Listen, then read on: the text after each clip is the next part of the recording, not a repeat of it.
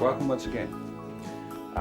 In this program we're going to be dealing with the shepherd's crook, and obviously it first was used many hundreds of years ago in sheep rearing areas. It could have been Wales, Scotland. I'm not going to offend any particular area of the country in saying where it came from originally, but it started in much this sort of form, only very rougher probably in the beginning, just to catch a sheep.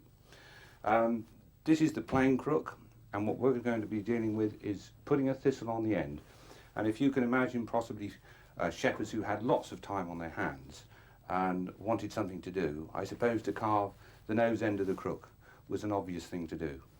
But this is basically it, and the main difference being that we will not twist the nose out but have a flat blade down here and then actually carve the thistle out of the blade that we have on the end when we finish pressing the horn.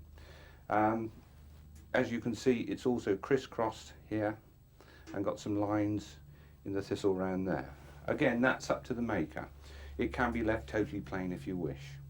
That's what we're going to do, so let's make a start. Okay, now we've got the horn reasonably clean on either side so that we can make a drawing of where the scroll is going to be here and where the thistle is going to be. So I've got a felt tip here ready, and always a bit difficult this section. So I'm going to draw the back line first of all.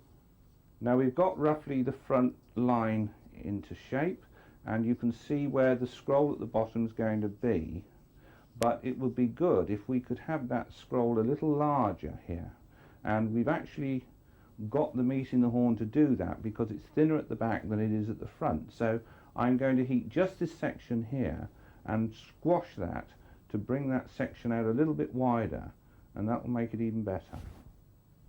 Once again, I'm going to put it in the vise and just make sure that I get the vise jewel set at the right sort of thickness, and when we squash it we must only squash that section there, which the vise jewels quite conveniently are about the right thickness to do. Now I've moved to a different vise here. The only reason I've done that is that this is a very old vise with very worn pads on it, so that when I squeeze up I won't get the actual vise jewel marks in the horn.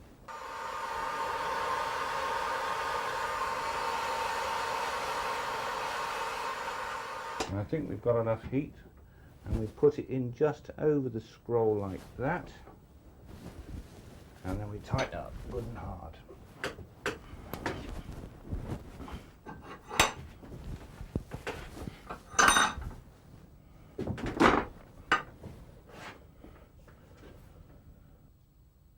Obviously this can be adjusted a little one way or the other, but I just want to get a rough idea of where the thistle is going to be. Now notice that the thistle is drawn so that it can be attached just there and there to give it some stability, and now that circle can become rather larger, and we can make, let's draw while we're at it, let's draw a bit more of a curl into it.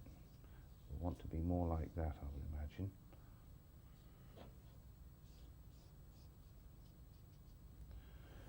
Okay, now the thing to do at this stage really is to take out the pieces we don't want, which is round there. I'll just mark that area, and round there, and round there. Notice also, though, although we squeeze this piece out here, if you look at it from the front, we've still got plenty of width here from which to carve the thistle.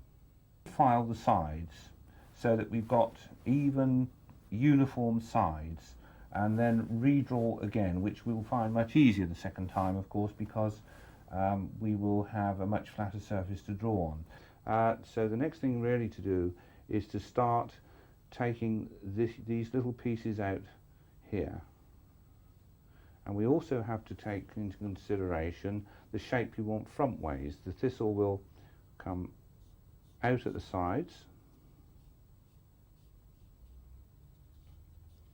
from the round piece here, and this section will have to be made to be round. Now I'm hoping that we are going to come up any moment now and come back into the second hole. There we go. And at this stage we now take the coping saw blade out. It would be difficult to carve the piece I'm carving at the moment by doing it the other way around, but you have also got to keep in mind that horn does have a grain, much the same as wood, and you may find that as you're cutting into it, it's starting to pull the grain up. So if that happens, try to turn the horn around and start cutting from the opposite direction.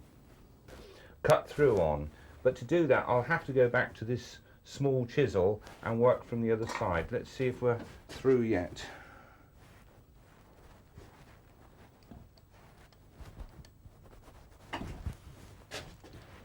Yep, there we go.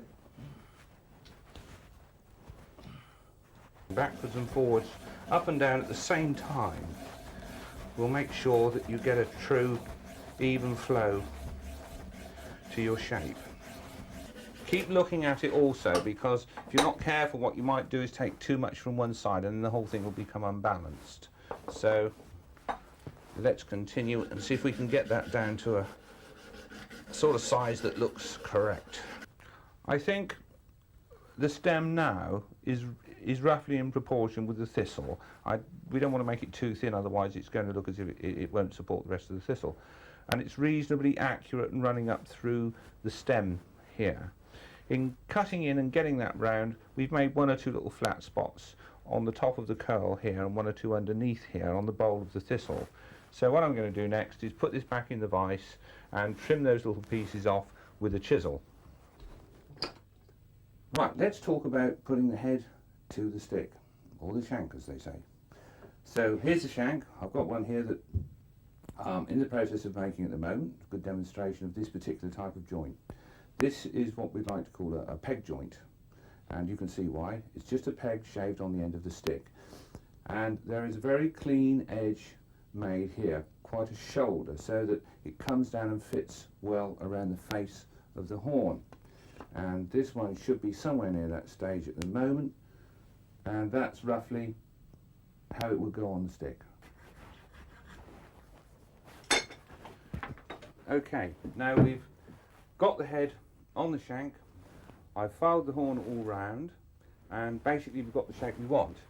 The next thing to do really is to start sanding and using the emery cloth. Now I'm going to put it back in the vise here, and let's just have a look at the emery cloth. You do need emery cloth for this. You've got to make sure that it's got a backing on it. Paper's no good because it will fall to pieces too quickly. And what we have here is a very thin strip, which will be very useful for getting in the little corners and round the scroll at the end. And we have a wider strip, about this wide, which will be ideal for going around this area here.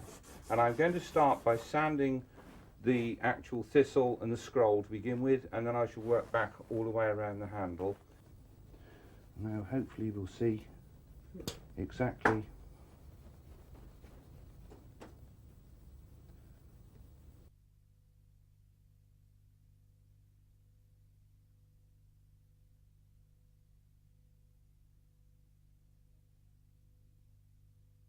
right, there we have the finished product.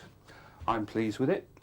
It's come up very well, and you can see some little black marks here that have been in the horn that were actually coming down at this angle originally, and you can see them there, and even a couple of little black marks on the thistle itself, which I think all adds to the character.